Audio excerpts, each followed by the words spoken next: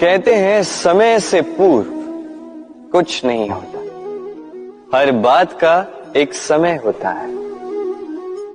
समय से पूर्व न सूर्योदय होता है न सूर्यास्त होता है। समय से पूर्व पौधों में न पुष्प खिलते हैं न फल। किंतु एक बात सोचिए, यदि वर्षा आने से पूर्व किसान भूमि न जोते, वो बीज ही ना पिरोए, तो क्या फसल उगेगी? यदि योद्धा युद्ध से पूर्व अपने शस्त्र ही ना परखे, तो वो युद्ध कैसे लड़ेगा?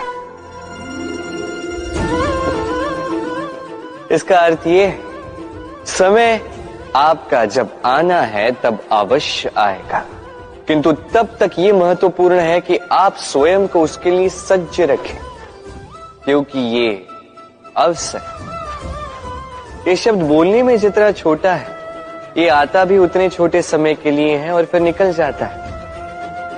अब यदि अवसर आपके हाथ आ जाए और यदि आप उसके लिए सज्ज ही ना हो, तो आपको सफलता कैसे मिलेगी? तो आप उचित समय की प्रतीक्षा कीजिए, उस अवसर की प्रतीक्षा कीजिए, किंतु तब तक निरंतर प्रयासों से स्वयं को और सक्षम बनाते रहिए, क्योंकि सफलता आपकी प्रतीक्षा कर रही है। बस उसके लिए सज्ज रहिए। राधे राधे। हम में से कई लोग अक्सर स्वयं को अकर्मण्य मान लेते हैं। सोचते हैं अब तक इतने प्रयास किए, कुछ नहीं मिला, कदाचित आगे भी कुछ नहीं मिलेगा, और इसीलिए अपने जीवन का सारा बोझ किसी और के कंधे पर डाल देते हैं। स्वयं पर विश्वास ही खो देते हैं। क्यों नहीं समझ पाते ये बात कि जब तक पांव में कांटा नहीं चुभेगा, व्यक्ति को ज्ञात कैसे होगा कि आगे नीचे देखकर चलना होगा। सूर्य को स्वयं जलना पड़ता है ताकि दूसरों को प्रकाश दे सके। रात्रि के अंधकार से लड़ने के लिए चंद्रमा को आकाश में अकेले चलना पड़ता है। नदी अपनी यात्रा कैसे बनाती है, अपना मार्ग कैसे बनाती है? इन चट्टानों से लड़कर बनाती है। यदि आप स्वयं आपकी सहायता करने में सक्षम नहीं रहे, तो निश्चित रूप से आपका यह जीवन व्यर्थ ही है। स्मरण रखिएगा, इस संसार में अपने जीवन का भार अपने ही कंधों पर उठाना पड़ता है। दूसरों के कंधों पर केवल शव यात्रा चलती है।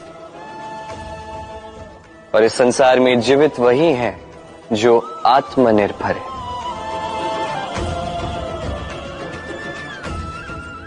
राधे राधे।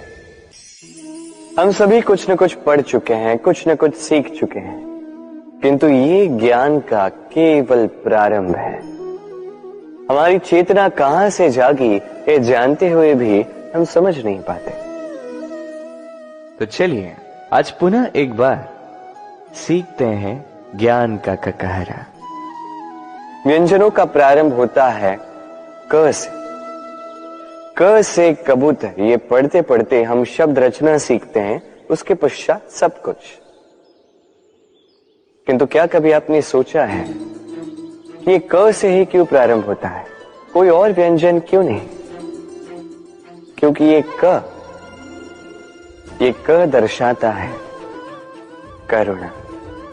करुणा जो सबसे महत्वपूर्ण भाव है। इसी करुणा के कारण अब किसी भी व्यक्ति या किसी भी जीव के मन की भावनाएं, उसकी समस्याएं, उसकी पीड़ा समझ पाते हैं। करुणा ही है जो प्रेम को जन्म देती है। करुणा ही है जो विवेक को जागृत करती है। तो क से करुणा यदि आप सीख गए, तो ज्ञा से ज्ञानी बनने में अधिक समय नहीं लगेगा। राधे राधे।